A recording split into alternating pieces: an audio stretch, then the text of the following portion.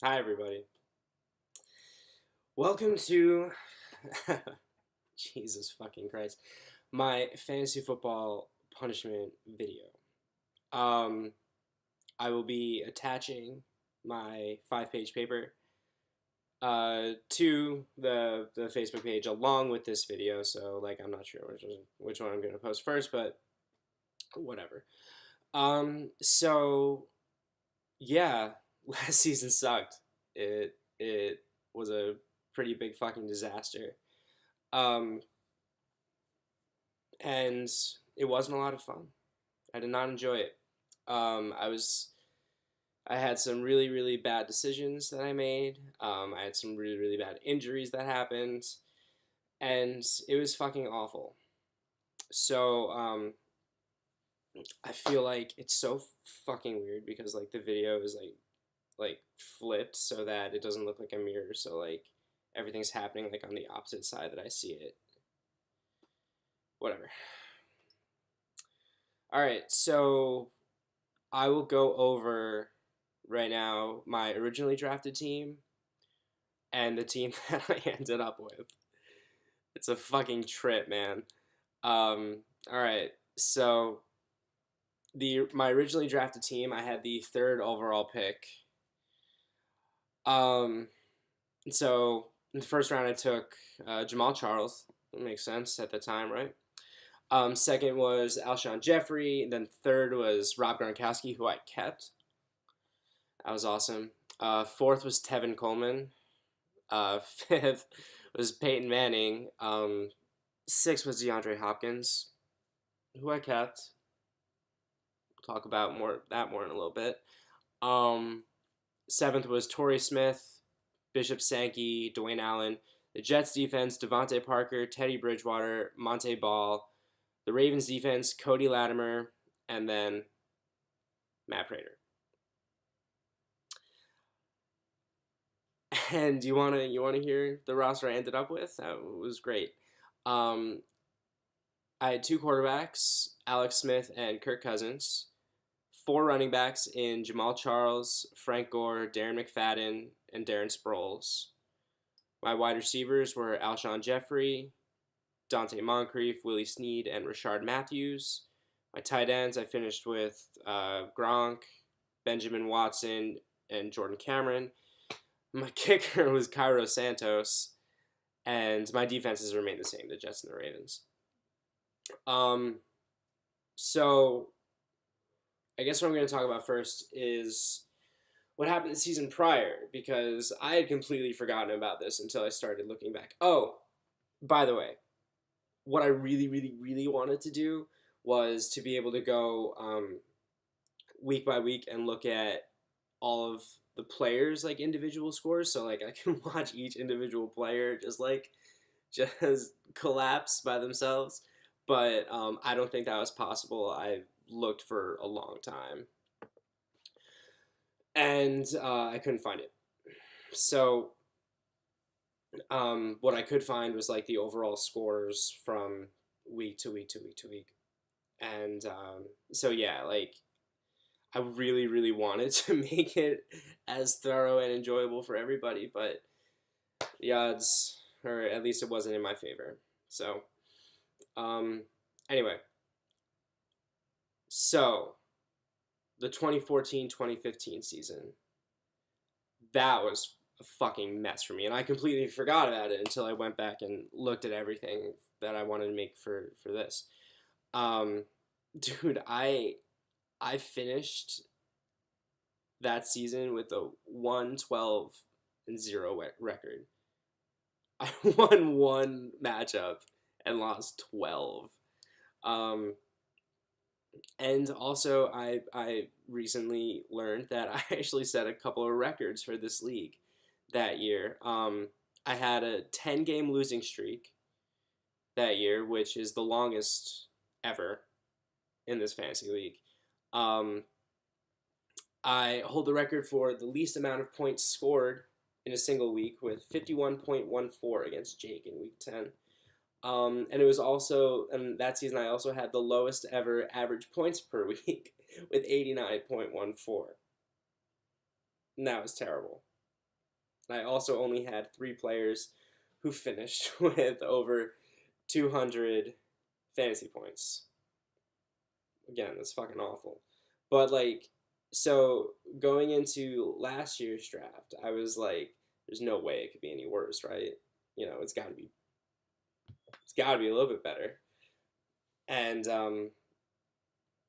well, so it did get better, and it went a little bit worse. It went worse. It went worse in the sense that like I did end up becoming the Sacco this past year, but even despite the fact that I finished with the worst record the year before, I was not the Sacco. And so yeah, so but like I knew obviously like you got to improve from 1 and 12. It doesn't fucking matter if you don't come in last place. Like 1 and 12 isn't gonna fucking do anything good for you. So I went into last year's draft like this is it. I'm gonna do it. It's gonna be great. Um, and so I was really really hyped about keeping Gronk in the third and Hopkins in the sixth.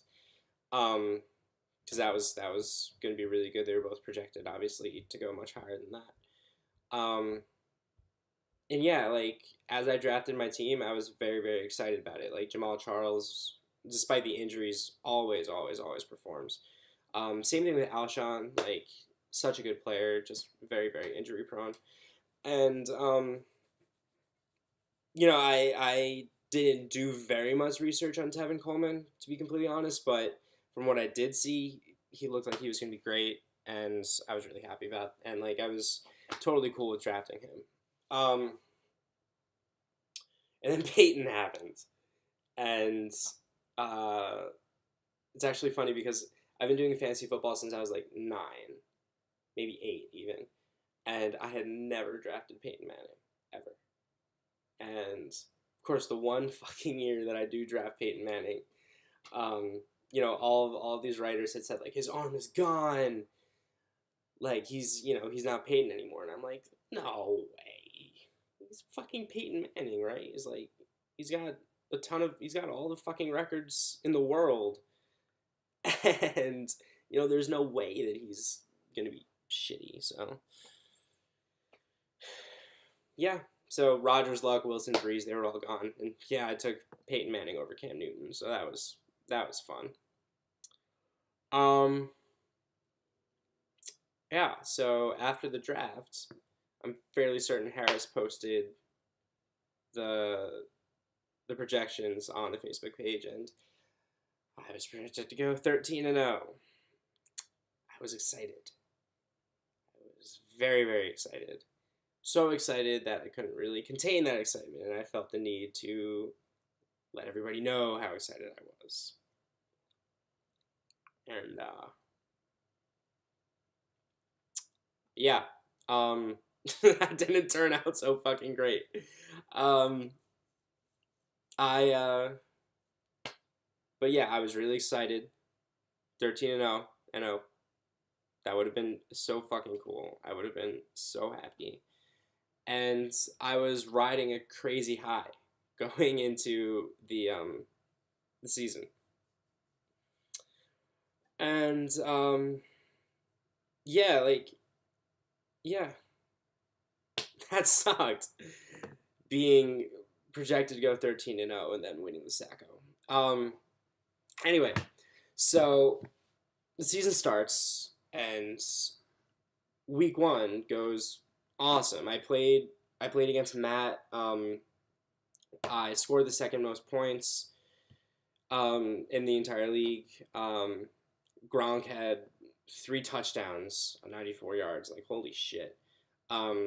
Jamal Charles had a very typical Jamal Charles game. 100 total yards and a touchdown. And the Jets like fucked up the Browns. What really made me happy about it was I had just picked up Dante Moncrief and he caught a touchdown. So like there are very few feelings better than like picking somebody up and immediately inserting them into your lineup and having them perform. It's good. It's really nice. Peyton was shit, but like it wasn't shit, but like it wasn't very good. So I just kind of like brushed it aside. Um, yeah, and after that first week happens, I lost 4 straight games, 4 straight matchups. That felt pretty shitty. The first 2 games though were really really close. The first one was to Justin, and that was decided by less than 2. And the second one was to Sam, which was decided by less than 4. But it got worse from there. I lost um, by 18 to Jason, and then oh man, I remember when this happened because I'm fairly certain we were still living together. Jake, I lost by 50, almost 50, just short of 50. It was like 49 point something, I think. Um, and a lot of that was because Alshon Jeffrey was hurt, and obviously that's a huge hole in your lineup when your second round pick isn't even playing. Um, but like I did have like guys really perform in his absence. Like Jamal Charles had 438 total yards and 4 touchdowns in 4 games. Gronk had 281 yards and a touchdown in 3 because he had a bye. And then you've been waiting this entire time for this, Harris. And DeAndre Hopkins had a couple really great games for me. 258 yards and a touchdown in 2 games. But it was a 4-game losing streak. So why am I only counting 2 for Hopkins if he didn't have a bye? Even if he did have a bye, that would mean he would be playing in 3 games, not just 2. That's because I made a really, really, really, really bad decision. So I remember I was hanging out at Jake and Harris's apartment in New Paltz, and I forget exactly what we were doing, but we were talking about fantasy football, of course. And I was expressing frustration about the fact that Tevin Coleman wasn't performing because Devontae Freeman came out of fucking nowhere, and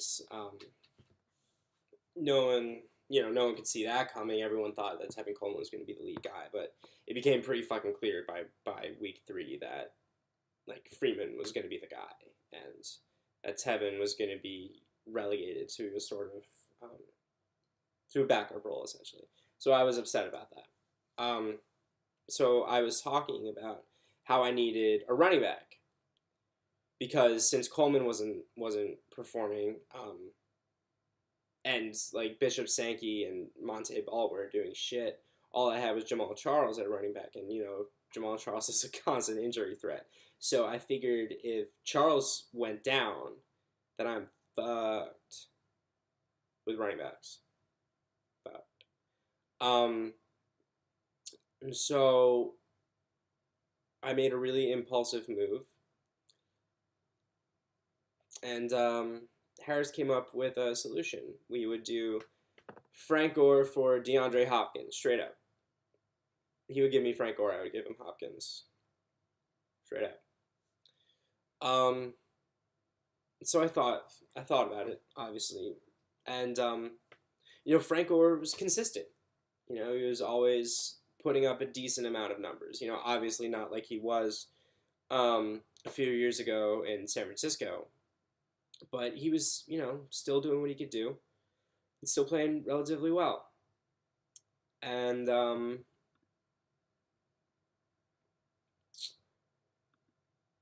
yeah. And Hopkins was playing great, but at that point, like I figured he couldn't be kept, and maybe it was just a really nice opening to the season, and I figured it was sort of like sell high mode. You know what I mean? So so I decided to go for it, but I did suggest that Harris throw in like a draft pick. So we switched. So he gave me his 7th. I gave him my 8th. And guess what happened after that? DeAndre Hopkins took the fuck off. He had a great season. And which is just attested by the fact that, he was taken in the first round in like most 12-team fantasy football leagues this year. And yeah, so that was really fucking stupid on my part. And quite frankly, I most likely would not have fallen as far as I did had I not done that.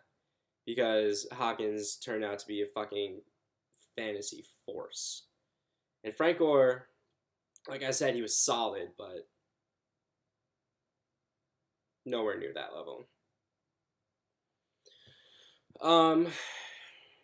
Yeah, so that was terrible. That was really bad, and that's like where like that moment is what I attest to why my season turned to shit. Not immediately. It most certainly didn't happen immediately, but I feel like by the end of the season, that was like arguably the biggest factor. That and just like my overall fucking terrible job of managing my team.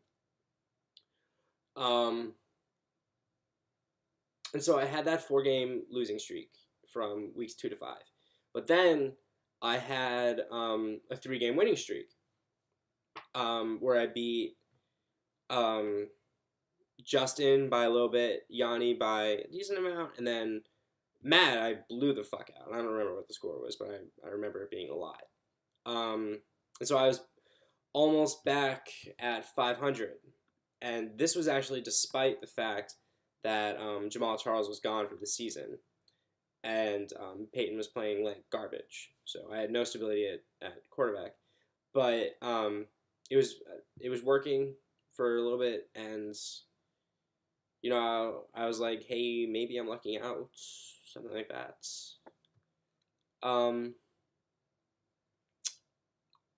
But it turned out not to be the case. I lost another 3 straight games after almost getting back to 500. That would have been pretty cool. But I didn't. And then the last 2 matchups of the season, I beat Sam, and then I lost to Justin, and I finished with a 5-8-0 regular season record, which isn't terrible. It was still a better record than Wiseman and Noah, because Wiseman was 4-9-0, and I'm pretty sure Noah was 1-12, I think. So yeah, like it wasn't as horrible as it could have been, but clearly not good enough. So I finished in 10th place, and which brought me up against Wiseman's team in the first rounds of the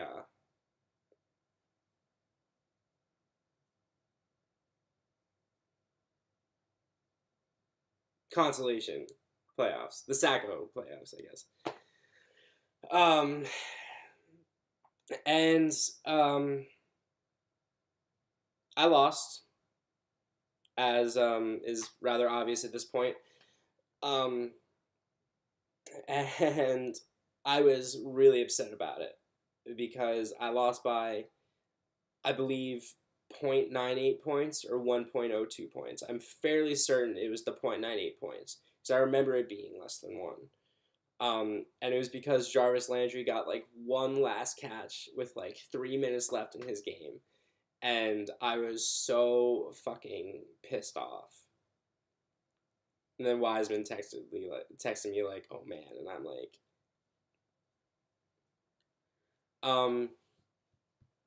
and so yeah, Landry got that catch, and then I was sent to the Sacco with Noah. But I remember I wasn't overly concerned because, yeah, Noah finished with a 1-12, and like no offense, but your team was shite. Like, realistically, looking at the final rosters, like my team was better than yours. It doesn't excuse my shittiness, but my point is that I went into the Sacco game, not all that worried. Even though clearly I should have been. Noah had just lost to Jake by just about 56 points, which is a lot of fucking points. And so I was hoping I could like replicate that, or at least get relatively close. But no. At that moment in time, Noah's team decides for the second time in 15 fucking weeks to play well. Second time in 15 weeks. It just happens to happen when it really fucked me over.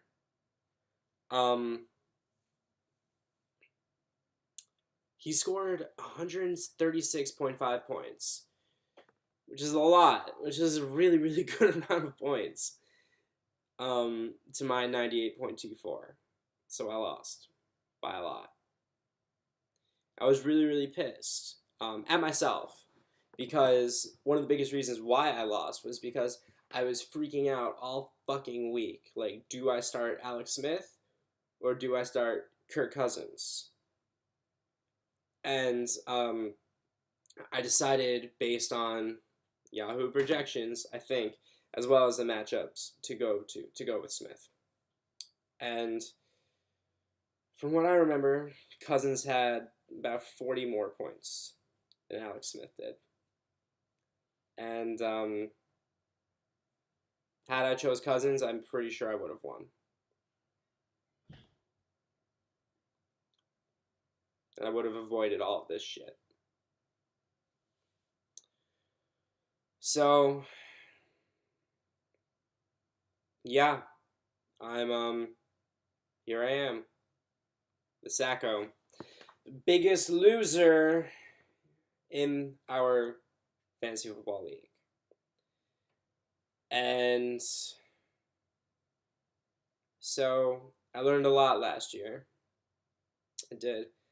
I learned that fantasy football is truly one of the most frustratingly fickle things on the fucking face of the fucking planet.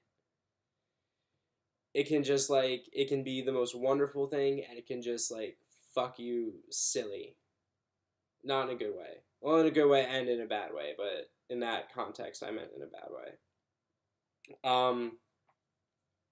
So there were two main lessons that I learned last season. One is that projections don't mean shit, which is clear by the fact that I was projected to come in first place by a lot, and I ended up coming in last place.